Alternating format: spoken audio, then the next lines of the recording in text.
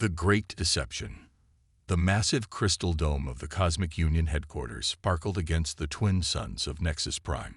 Inside the Grand Assembly Hall, representatives from 847 different species gathered for what would become the most controversial session in galactic history. The air shimmered with translation fields as hundreds of different languages converted into universal understanding. Chancellor Crix stood at the central podium, his scaled green skin gleaming under the artificial lights. As leader of the Zephyrian race, he had guided the Cosmic Union for over 3 centuries. His 4 arms gestured dramatically as he addressed the crowd, while his vertical pupils scanned the faces of beings from across the galaxy. Fellow beings of the Union, Crix began, his voice carrying the authority of absolute power. Today we face a threat unlike any we have encountered in our 10,000 years of peaceful expansion. The massive holographic display behind him flickered to life, showing images of a blue and green world spinning in the darkness of space. Murmurs rippled through the assembly. The planet looked beautiful, almost peaceful. Oceans covered most of its surface, while continents showed signs of advanced civilization. Cities glowed like scattered jewels across the night side of the world, connected by networks of light that spoke of sophisticated technology and organization. This is the 3rd planet of a small yellow star in the outer spiral arm, Crix continued. Our deep space monitoring stations detected unusual energy signatures from this system approximately 50 rotations ago. What we discovered challenges everything we believe about galactic civilization. Dr. Yelm, the chief scientific advisor, approached the podium. Unlike most species in the Union, the Alturians were known for their commitment to truth and peaceful exploration. Yelm's blue-tinted skin and large, thoughtful eyes reflected a species that had never known war in their entire evolutionary history. The inhabitants call themselves humans, Yelm reported, though his voice carried uncertainty. They appear to be a carbon-based species with remarkable adaptability. In just 10,000 of their years, they have spread from this single world to establish colonies on multiple planets and moons within their system. The assembly erupted in surprised chatter. Most species in the Union had taken hundreds of thousands of years to achieve interplanetary travel. Even the most advanced civilizations required millennia to establish sustainable colonies beyond their homeworlds. Impossible, declared Representative Court from the Hegemony Coalition. No species develops that quickly without sacrificing stability or safety. They must be using dangerous technologies. Yelm activated another display showing human cities, art, music, and scientific achievements. Our observations suggest otherwise. They have developed medicine that extends their natural lifespan significantly. Their art and culture show remarkable diversity. They have even begun to heal environmental damage on their homeworld while expanding into space. Chancellor Crix raised 2 of his 4 arms for silence. His expression had grown darker as Yelm spoke. Dr. Yelm fails to mention the most disturbing aspect of these humans. Show them the military data. The holographic display changed to show human spacecraft, weapon systems, and defensive installations. Unlike most Union species, who had developed technology primarily for exploration and resource gathering, humans had clearly built their expansion with security in mind. Every human colony is protected by defensive systems, Crix stated grimly. Their spacecraft carry weapons as standard equipment. Even their civilian vessels have military-grade shielding and escape systems. This is not a peaceful species expanding through the galaxy. This is a potential invasion force preparing for conquest. Admiral Zorth of the Cosmic Defense Fleet stepped forward. His crystalline exoskeleton clicked against the floor as he moved. Chancellor, with respect, our analysis shows that human weapons are primarily defensive. They haven't initiated any aggressive actions toward unknown contacts. Because they haven't detected us yet, Crix snapped. But when they do, what then? A species that develops this rapidly, that militarizes every aspect of their expansion, that shows such aggressive growth patterns, they represent an existential threat to our peaceful way of life. In the back of the assembly, Advisor Telm watched the proceedings with growing unease. As Crix's strategic counselor, Telm had access to all the intelligence reports. The humans did appear formidable, but the data also showed remarkable examples of cooperation, creativity, and problem-solving.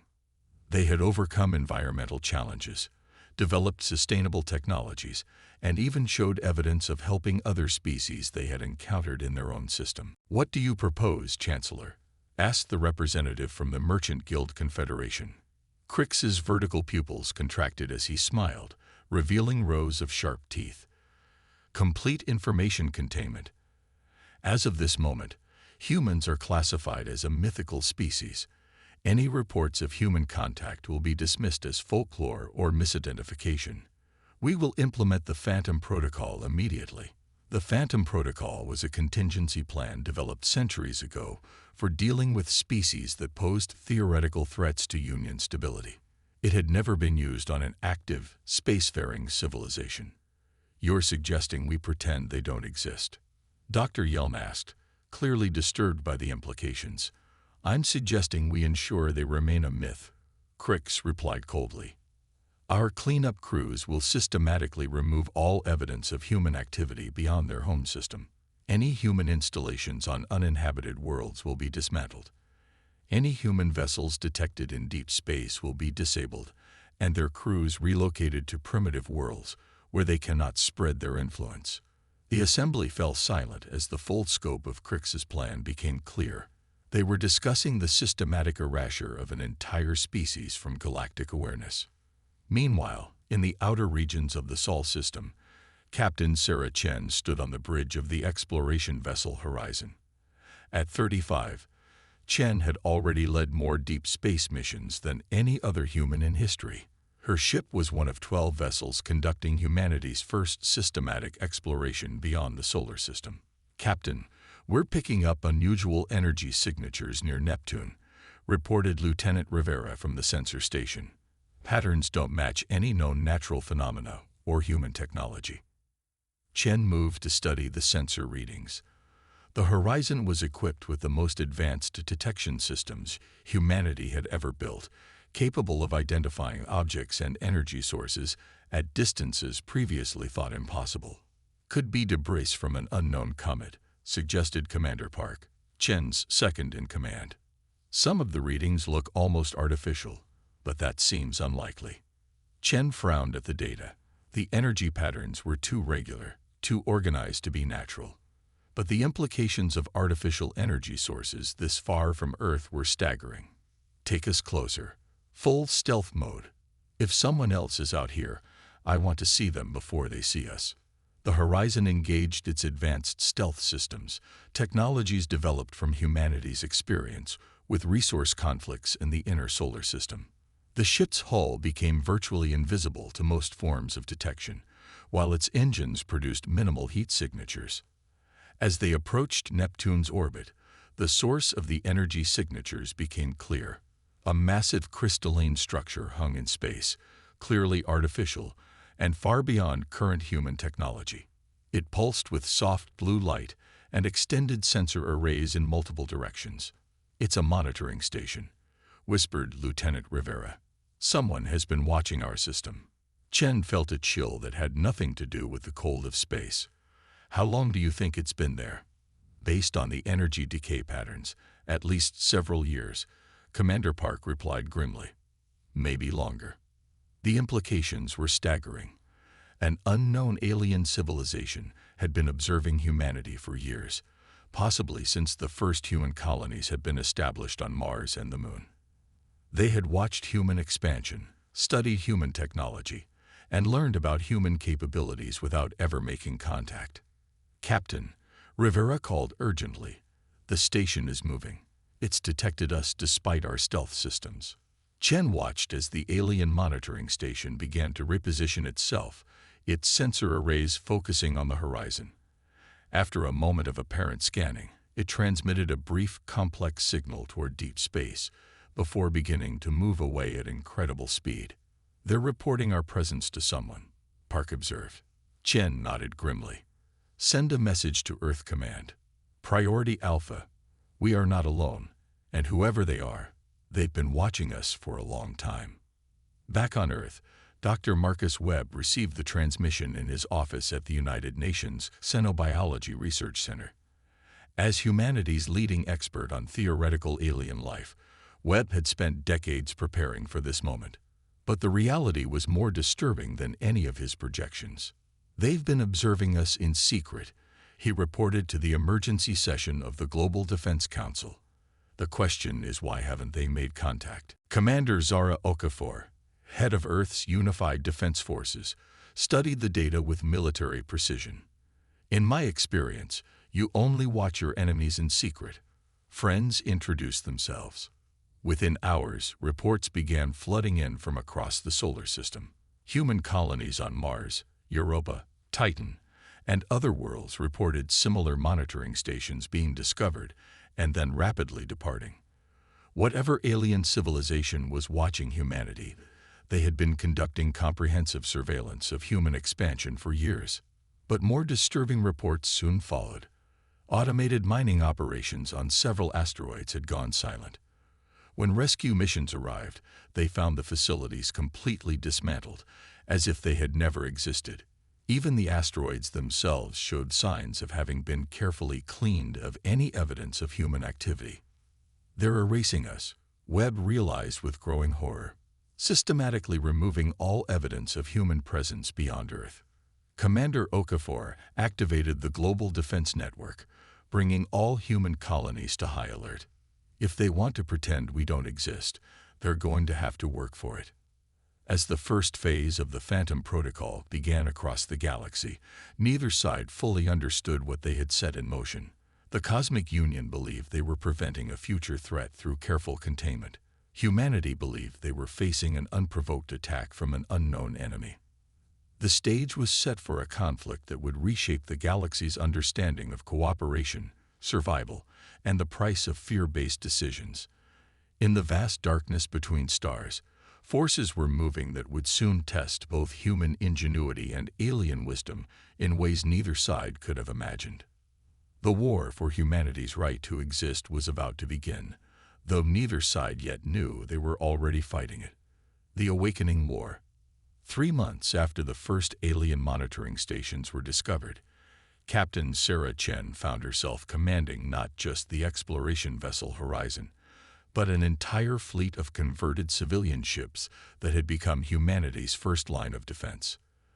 The transformation from peaceful explorer to military commander had happened faster than she could have imagined, driven by necessity and the escalating alien attacks on human installations.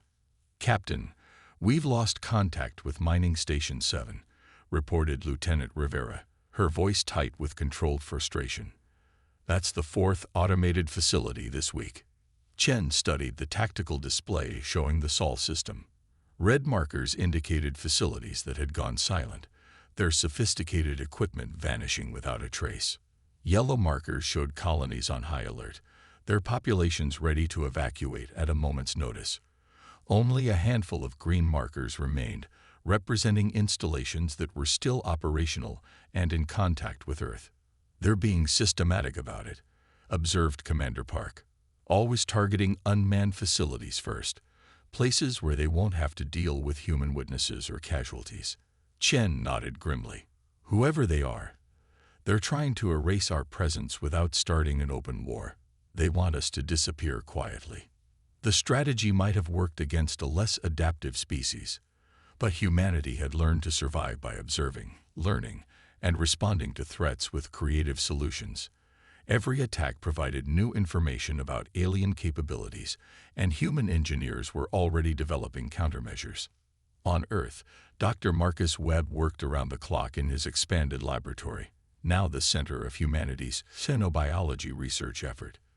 The walls were covered with displays showing alien technology analysis, energy patterns, and behavioral predictions. His team had grown from a small academic group to a crucial intelligence operation. "The good news is they're not trying to exterminate us," Webb reported to the daily defense briefing. "The bad news is they're trying to contain us within our own solar system, and they're doing it very effectively." Commander Zara Okafor leaned forward across the conference table. "What about their technology? Any weaknesses we can exploit?" Webb activated a holographic display showing the alien monitoring stations and cleanup vessels that human sensors had managed to track. Their ships are incredibly advanced, but they seem to rely heavily on energy-based systems. They have faster-than-light travel, sophisticated sensors, and weapons that can dismantle our equipment atom by atom. But they avoid direct confrontation whenever possible, which suggests they're either outnumbered or they're following specific rules of engagement. Okafor concluded. What humanity didn't know was that their assessment was partially correct. In the Cosmic Union headquarters, Chancellor Crix was facing increasing resistance to the Phantom Protocol from within his own government. Dr. Yelm had spent weeks analyzing the human response to the containment efforts, and his findings were troubling the Union's scientific community. Chancellor, the humans are adapting to our actions faster than any species we've encountered. They're not just responding defensively. They're learning from each encounter and improving their countermeasures. Crix's scaled hide darkened with irritation. Then we increase the pace of containment operations, deploy more cleanup crews, expand the surveillance network. That's not the point, Yelm insisted, his usually calm demeanor showing signs of strain. Every action we take against them makes them stronger. They're using our own containment efforts as a training exercise. They're becoming more organized, more sophisticated, and more unified with each passing day.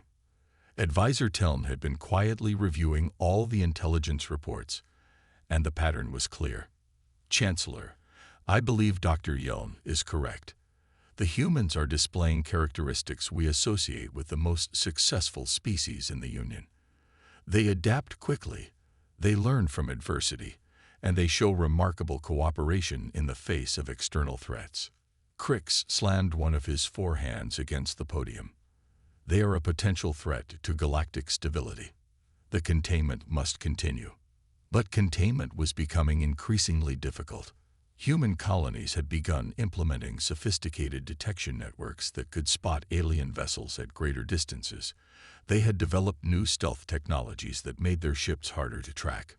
Most concerning of all, they had started working together in ways that exceeded even optimistic projections of human cooperation. Captain Chen discovered this firsthand when she received an encrypted transmission from an unexpected source. The message came from a ship identifying itself as the Altrurian Peace, commanded by someone calling himself Captain Vale. Human vessel Horizon. This is Captain Vale of the Altrurian Exploration Corps. I request permission to approach under a flag of truce. I have information that may be vital to your survival. Chen felt her pulse quicken. After months of hidden enemies and silent attacks, here was the first direct communication from the alien civilization. Commander Park, what do our sensors show? Single vessel, unknown configuration, but it's not matching the energy signatures of the cleanup crews that have been hitting our installations. This is something different. Chen made a decision that would change the course of the conflict. Captain Vale, you have permission to approach. But be aware that we are prepared to defend ourselves if necessary. The alien ship that appeared on their screens was unlike anything they had encountered before. Where the cleanup vessels were sleek and predatory, this ship had an organic, almost artistic quality. Its hull seemed to shift between different shades of blue and green, and it moved with graceful precision rather than aggressive intent. Captain Vale materialized on the Horizon's bridge through an advanced transport system, appearing as a tall, slender being with blue-tinted skin and large, intelligent eyes. His demeanor was peaceful but urgent. Captain Chen, I must apologize for the actions of the Cosmic Union against your species. Many of us believe that the Phantom Protocol is not only wrong but counterproductive. Chen kept her hand near her weapon, but Val's body language suggested genuine peaceful intent. You're part of the organization that's been attacking us. The Altrurians are members of the Union, but we were not consulted about the decision to implement containment measures against humanity. When we learned what was happening, several of our ships began monitoring the situation independently. Dr. Webb joined the conversation via secure communication link from Earth. Captain Vale, can you explain why the Union considers humanity a threat? Vale's expression showed what humans would recognize as sadness. Fear, Dr. Webb. Your species has accomplished in mere centuries what takes most civilizations millennia to achieve. Chancellor Crix and others believe that rapid development combined with what they perceive as aggressive tendencies makes humanity too dangerous to allow unrestricted expansion. And what do you believe? Chen asked. I believe that fear-based decisions rarely lead to wisdom, Vale replied. The Alturians have been studying your species since the containment began. We see creativity, adaptability, and remarkable problem-solving abilities. These are traits the galaxy needs, not threats to be contained. Over the following weeks, a secret alliance began to form. Captain Vale provided intelligence about Union operations, while humanity shared information about their technological developments and defensive strategies. The partnership revealed that the Cosmic Union was not the monolithic organization it appeared to be. Several species within the Union disagreed with the Phantom Protocol, but they lacked the political power to challenge Chancellor Crix directly. The Alturians, the Helix Confederacy, and even some members of the Zephyrian military had begun questioning whether containment was the right approach. This internal division became crucial when humanity achieved its first major victory against the Union forces. The Battle of Titan, as it came to be known, demonstrated both human tactical innovation and the power of unlikely alliances. Commander Okafor had positioned a fleet of converted civilian vessels around Saturn's largest moon, using Titan's thick atmosphere and complex terrain to mask their positions. When a Union cleanup operation arrived to dismantle the human research stations, they encountered not just resistance, but a coordinated defense that caught them completely off guard. Human ships emerged from hiding spots within Titan's atmospheric layers, using the moon's unique environment to their advantage. Their weapons, while less advanced than Union technology, were deployed with tactical precision that maximized their effectiveness. More importantly, Alturian vessels provided crucial intelligence and even direct support, revealing Union fleet positions and vulnerabilities. The battle lasted only 3 hours, but its impact resonated throughout the galaxy. For the first time, Union forces had been decisively defeated in a direct engagement. 3 cleanup vessels were disabled, their crews rescued by Alturian ships, and taken to worlds where they could receive medical treatment and, more importantly, learn the truth about human intentions. News of the victory spread through both human colonies and Union worlds, though in very different ways. Humanity celebrated their first successful defense against the alien threat, while Union leadership faced awkward questions about how a supposedly mythical species had managed to defeat advanced military units. Chancellor Crix's response was predictable and catastrophic. Rather than reconsidering the Phantom Protocol, he escalated it, authorizing direct attacks on populated human colonies. The gloves were off, and the hidden war was about to become very public indeed. But Crix had underestimated both human determination and the growing rebellion within his own government. When Union assault forces arrived at the human colony of New Geneva on Europa, they found not a helpless settlement, but a fortress protected by a combined fleet of human and Alturian vessels. Dr. Webb had spent months working with Alturian scientists to develop new defensive technologies that combined human ingenuity with alien science. The results were revolutionary. Shield systems that could deflect Union energy weapons, communication networks that couldn't be jammed, and most importantly, a way to broadcast humanity's story directly to every inhabited world in the galaxy. As the Battle of Europa raged in space above the ice-covered moon, Captain Chen initiated what became known as the Truth Protocol. Using the combined communication networks of both species, humanity transmitted its history, culture, achievements, and intentions to thousands of worlds simultaneously. The galaxy heard human music, saw human art, learned about human medicine and science, and most importantly, discovered that the mythical species the Union had been trying to erase was not only real, but had been defending itself against unprovoked attacks for months. The reaction was immediate and widespread. Dozens of Union member species demanded explanations from their leadership. Others offered immediate support to humanity. Still others called for Chancellor Crick's removal from power. But the most significant change came from within the Union military itself. Admiral Zorth, the crystalline commander of the Cosmic Defense Fleet, publicly refused to continue attacks on human colonies, stating that the Phantom Protocol violated every principle the Union was supposed to represent.